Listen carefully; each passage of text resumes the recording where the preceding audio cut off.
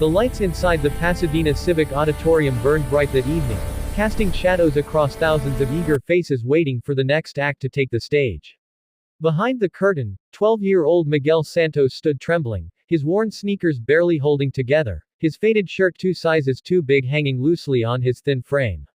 He had never been inside a building this grand. Back home in Tondo, one of Manila's poorest districts, the structures were makeshift, the streets narrow and flooded during monsoon season, and dreams were luxuries few could afford. Miguel's journey to this moment had begun 6 months earlier when a talent scout discovered him singing for coins outside a shopping mall in Manila. His voice, pure and haunting, had stopped shoppers in their tracks. The scout, a Filipino-American woman named Rosa Martinez, had been visiting family when she heard him. She recorded him on her phone, posted the video online, and within days it had gone viral.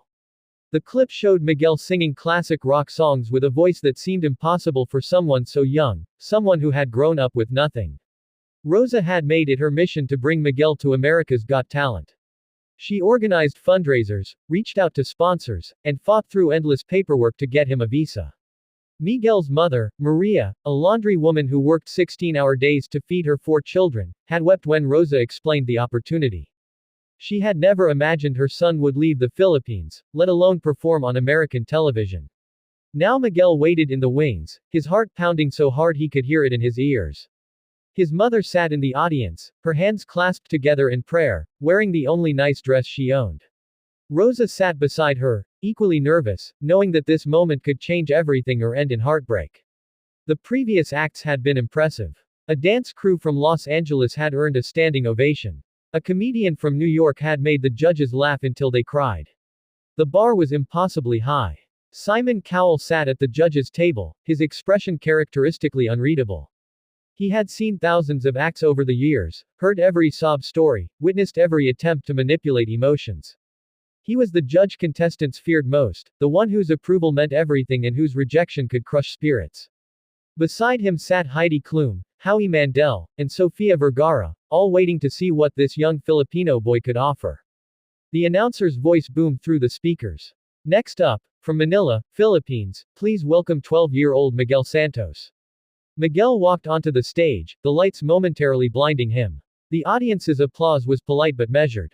They had no idea who he was or what to expect. He looked so small standing in the center of that massive stage, his guitar borrowed from a church in Los Angeles, his entire body visibly shaking. Simon leaned forward, his arms crossed. Hello. What's your name? Miguel Santos, sir, the boy replied, his accent thick, his English practiced but uncertain. And where are you from, Miguel? I am from Manila, Philippines, sir. From Tondo. Simon's expression softened slightly. Tell us about Tondo. Miguel took a deep breath. Tondo is very poor place, sir. My family, we live in small house, many families together. My mother, she wash clothes for other people. My father, he left when I was baby. We do not have much money. Sometimes we do not have food. But my mother, she always say music is free. Music is gift from God. So I sing. The audience was silent now, hanging on every word. Heidi's hand moved to her chest.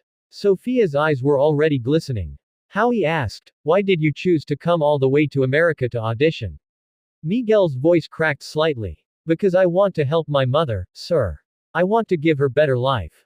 I want my sisters and brother to go to school. And I want to show that even poor boy from Philippines can have big dream. Simon nodded slowly. And what are you going to sing for us tonight? I will sing Hotel California by the Eagles, sir. A murmur rippled through the audience. It was a bold choice, a complex song that had challenged even professional singers. Simon's eyebrows raised skeptically. That's quite an ambitious song for someone your age. Why that one? Miguel smiled for the first time, a shy, genuine smile. Because the first time I hear this song, I feel something here. He placed his hand over his heart. The song, it talk about being trapped, about looking for something better. That is my life, sir. That is why I understand this song. Simon sat back, his expression unreadable. All right, Miguel. The stage is yours. The lights dimmed except for a single spotlight on Miguel. He positioned the guitar, his small fingers finding the strings. The audience held its breath. And then he began to play. The opening notes rang out, crisp and clear, his fingers moving with surprising confidence across the fretboard. And then he sang. On a dark desert highway, cool wind in my hair. His voice was nothing short of miraculous. It carried the weight of experience far beyond his years, a rich tone that filled every corner of the auditorium. It was raw and honest, tinged with pain and hope in equal measure. The audience sat frozen, unable to believe what they were hearing. As Miguel moved through the verses, his eyes closed, lost in the music. This was no mere performance. This was a boy pouring his entire soul onto that stage, singing not just with his voice but with every moment of struggle he had ever endured. Every hungry night. Every time he watched his mother's hands crack and bleed from washing clothes in harsh detergent. Every dream he had whispered to the stars while lying on the concrete floor of their home. When he reached the guitar solo, his fingers danced across the strings with a skill that defied explanation. He had taught himself by watching YouTube videos on borrowed phones, practicing on a broken guitar someone had thrown away. The notes soared, bending and weaving, and the audience began to rise to their feet, one by one, unable to remain seated in the face of such talent. Tears streamed down Sophia's face.